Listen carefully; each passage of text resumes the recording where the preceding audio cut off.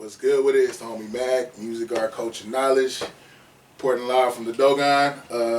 We got our resident lyricist, Shalom Little. No introduction really needed. I'll put all your social media information in the description box. So yeah, Trump or Biden, what we got, man? What's gonna happen? Niggas still gotta get this money. Right. Regardless. Regardless. I mean, I don't know who's gonna win. It's like the prize boxing match of the season right now. Right. You know. And I know before we got on camera, you were talking about how you felt like it all seems like it's fake or like a TV show. Like, can you expand on that? Yeah, you know. It's the Sims. This is real life Sims. I think somebody just brought that in. Right. It's like the Sims is a video game. It's like watching a Netflix special, but it's like real life. Right. You can interact with it if you bought the game. Oh, like what's that? You watch Black Mirror? Yeah, it's kind of that Bandersnatch episode where you could put what shit? I thought you was gonna say the one with Anthony Mackie. Oh no! But it's kind of like that too, though, where you can really get into the shit. Pause. Yeah, not that Striking Vipers episode. But you see on Black Mirror is like, right. You know what I'm saying? You know, make whatever. Right. Whatever. Like that's what it feel like. You know, we gotta see. At the end of the day, we determine the outcome. Right. I just think most of us don't think we have power in the part that we play. Mm-hmm. There's billions of people on this earth, so that's a powerful force. Right. Whatever you want to do. I mean, I guess I don't want to get too political, but I'm gonna get political. Fuck it. Do you feel like we live in a democracy for real? No. Okay. Because I feel like I'm under the mindset that we live in an oligarchy. Like, and by oligarchy meaning politicians are bought. Who's ever, I mean, I think if you just follow the dollars, that'll tell you everything you need to know. Like, who's supporting who. I knew somebody, they had made this joke. They were like, I wish presidents came with patches like NASCARs. Because, you know, that's your sponsor. So it's like, I wish I could see what corporation is behind who. Because, I mean, America's a business at this point, right? I mean, I just always, I guess, think in my mind, like, I don't see people like Bill Gates, Elon Musk, Warren Buffett going to the polls to vote. You know, and they're not even the people with the most money. I'm just saying that because I know that's what people are familiar with, but like, like people who are wealthy, they're quiet. They don't. I mean, because they're the ones that's on the other side. Right. They manifest and living life how they want it. You know what I'm saying? That's real. You know what I mean? That's real. So. That's real. Because what's a bad day for Warren Buffett? Like, I wonder, like, what makes him pissed? Like, what, like. I mean, you pretty much got everything. What more could you want? You know, materially, you got everything. You got access to so much shit. But, I don't know. Oh, yeah. It's like, no vote. I mean, I'm not saying voting, there's no purpose in voting. You know, and also, too, just, you know, the PSA. Make sure you are involved in all your elections, not just the presidential one. Right. But I'm just saying, like, this is just like entertainment. Like, the debates, the news clippings, the interviews. Like, I think that whole Breakfast Club Biden interview, I think that was one of the most ridiculous things that came out this year. And people actually got mad, like. But, I mean, at the same time, it's funny because it's still going to be niggas who feel like they don't have no power outside of voting just to go and vote for him anyway because out of fear. Yeah. I'm glad you brought that up because I feel like there is a lot of fear-mongering going on. Absolutely. Especially in regard to Trump. And Trump is playing into it. He's like, let me make these motherfuckers scared. This nigga about to die, son. Like, you see, he could, or maybe he was faking that whole. Who's to say? Yeah, who's to say? Like, you never know. Like, this shit so. This world is so fucking crazy. Like, who knows what's real, what's not. And that's the beauty of life. I mean, it's whatever we want it to be. I guess the thing that's really been pissing me off about this whole process, I feel like there's a narrative, there's a whole narrative being pushed that black men are apathetic in our communities. We don't vote. We're not civically engaged. And I want to say over the past 2 or 3 elections, the amount of black male voter turnout has actually gone up. You know, and I feel like I feel like the Democrats, because they've made these commercials where they got black guys basically saying, you know, brothers, we've been leaning on our sisters for so long, and they go to vote, and they're like, our sisters vote, they hold us down, and I'm like, I'm cool with black women, you know, being a force, but don't sell that to me to make me want to vote.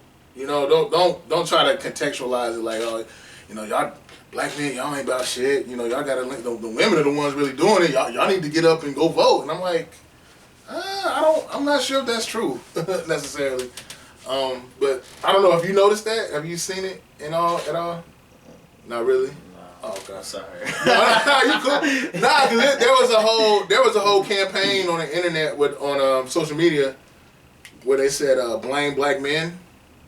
And I promise you, even though educated white women put Trump in office, they're going to somehow, if Trump wins again, they're going to somehow try to flip this and make it seem as though black male voter apathy put him in office. I promise you they're going to try to do that. Who's the they you talking about? Liberals, specifically specifically white liberals in the Democratic Party. I think they're going to try to use propaganda. And I think the thing that's so funny about all this is Ice Cube has been getting a lot of backlash. And I feel like all Cube is saying is like, look, I'm trying to present something to you guys, make a list of demands politically. I think he even mentioned reparations on the contract with Black America. Have y'all seen it? I don't know if y'all saw it. But no, I mean, I've been watching bits and interviews about it. But, okay. But yeah, I didn't mean to. No, you good. I guess my whole thing is, they say black men are apathetic, but Cardi B went and talked to Joe Biden about a bunch of nothing and laughed and giggled, and everybody was cool with it. But Cube actually came with a plan, and he at no point did he say he endorsed Trump. He was just saying, I want to see whoever is going to be in power. Yeah, he didn't say he endorsed either one of them. Exactly. So that's why I'm just like, I don't know why he got so much backlash for that. Do I? I don't know. It's interesting. Apparently, I don't know if you're familiar with who Amanda Seal. Oh yeah, I know. Yeah, I'm familiar. You know, I guess she put out a tweet. I feel like she called him a coon or something. Really? I don't know, something to But as far as Ice Cube or this playing on black male apathy, I mean, shit, niggas. I mean, there's people who do not like black men specifically, right? And that's just what it is. And you know, it comes from the multiple different groups of people. Mm. You know, I feel like that's an easy thing to play on because really, from my experience, black men don't really like black men. Man, say that for the people in the back, cause we don't really. I'm not speaking for all, but I'm just my perspective, my experience. Like we're the most, a lot of times, distrusting of one another. Yeah, and that's real. And it spans different age groups as well. Yeah. You know, we can build more as far as like, I guess you got elders, you got your contemporaries, and you got the youth. Yeah. Whatever age, and this. At this point in my life, I'm in my early 30s, so my contemporaries within that range, my elders, right. and the young people, you know what I'm saying? It's just a lot. It can be more. There's definitely building and bonding and teaching going on. Right. But it definitely be a lot more. And it definitely, they eventually spread outside of just the U.S. or wherever we at, and we everywhere. So I feel like that it's a ploy to play because we need to heal. We need to take cue from our counterparts, the black women, and we need to take cue and really make that thing because. Right. You know, I feel like because of that feminine energy that they, you know what I'm saying, like, it definitely, they make it a point to work upon themselves and then work with each other more. And, like, definitely. Black women gonna have black women back no matter what. Right. Black men, you can't. Not so much. You know what I'm saying?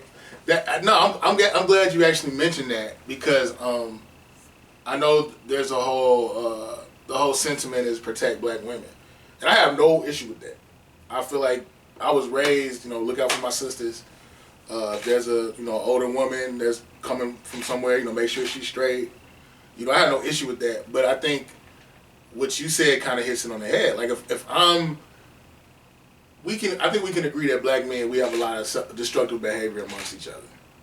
And my thing is, if I'm not even right with my brothers, how am I going to have a healthy bond with my sisters? You know what I'm saying? Or even more elementary than that. If I'm not right within myself, I can't. That's real. I can't show you something genuinely if I don't know how to do that to and for myself. And that affects everything. Real. That affects how we deal with each other. That affects how we deal with our women, whether family, romantically. That's whatever real. Else, you know what I'm saying, and the others, you know what I'm saying, like right. Because we are human beings right. At the end of the day. In this world, how we talking about shifting what we give energy to, right. We play into this construct of race. So, we be more kind to ourselves. We can be more kind to. Our surroundings. As far as Ice Cube, you agree or disagree. It's the fact that like we as people, we're so diverse. We're not a monolith. Can you really present? He's asking for help. He's like, I am presenting this current form of a contract for us. Right. He's, you know what I'm saying, he's consulting all types of people that could to make this contract. Like, you know what I'm saying, like, instead of, you're not liking that who he's presenting it to, he's doing something. He's attempting to do something. Right. Whether misguided or not, he's attempting to do something to help create a solution. Now, everybody don't have to do it his way. Right. You know what I'm saying? Everybody, that's up to you.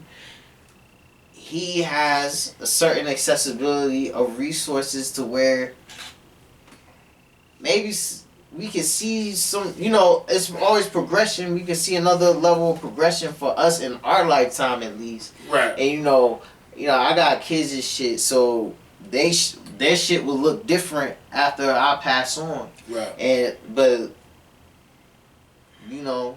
I believe at the end of the day, I just call it the Alpha Omega rule. Like the first shall be last, last shall be first type deal. So I really don't in a way worry about it at all. I just know I'm probably not going to see it into fruition. But who knows? maybe shit is ending sooner than we think. I may see it, you know. When you get into the whole, you know, I see people talking that astrology and they talk about, but they do that every year. But I mean, the things going on in the world do feel quite strange and it's very powerful. Yo, I feel it.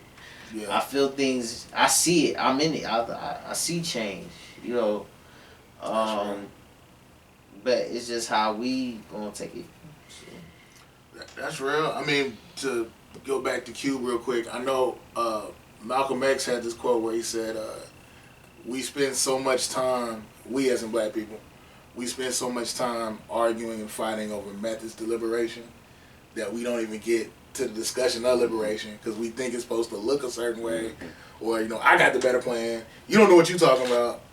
And I think we get stymied, you know. And I guess the thing that just upsets me is just seeing how much our country profits off of black dysfunction.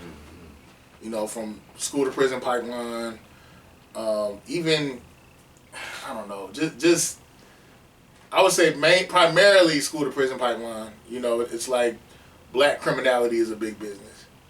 You know, and I was just thinking the other day about just guys that I played AAU basketball with that are no longer here, or like I got a friend right now. I'm not gonna say his name, but he's I think he's doing like a 25-year federal prison sentence.